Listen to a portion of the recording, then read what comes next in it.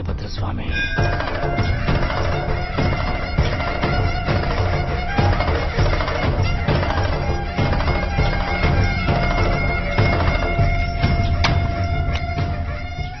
స్వామి వీరభద్ర, ఈ రోజు నుంచి నేను పట్టుకున్నదల్లా బంగారం కావాలి.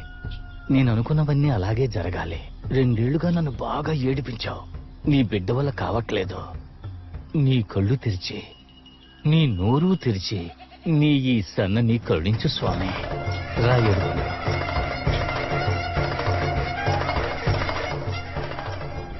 20 కిలోమీటర్లు దాటి మహంకాళమ్మ గుళ్ళో నిప్పులు తొక్కే తిరునాల. అందరూ నగ నట్రా వేసుకుని కుటుంబంతో సహా వస్తారు. నేను ఎక్కువగా ఆశపడట్లేదు. ఏదో 10-20 పౌను దొరికితే నాకంతే చాలు. అందుకే నీ దగ్గర పర్మిషన్ తీసుకుందామని వచ్చాను. వల్లి అనుమతిస్తేనే నేను ఇక్కడి నుంచి ధైర్యంగా వెళ్ళగలను. స్వామి కరుణించు.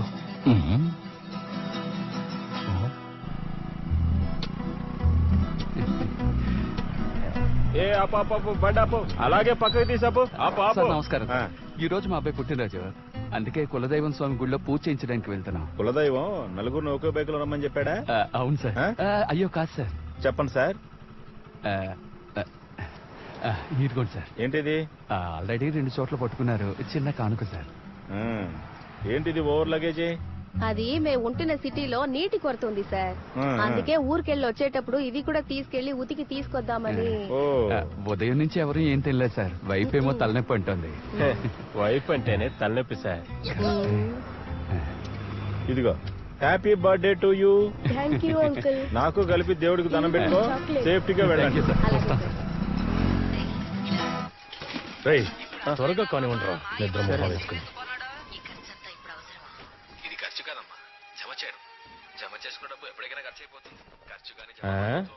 ఏంటంట సొంత వాళ్ళతోనే శత్రుత్వం పెట్టుకోవాలనుకునేవాడిని ఆ దేవుడు కూడా మార్చలేడు. ఓహో అలాగా.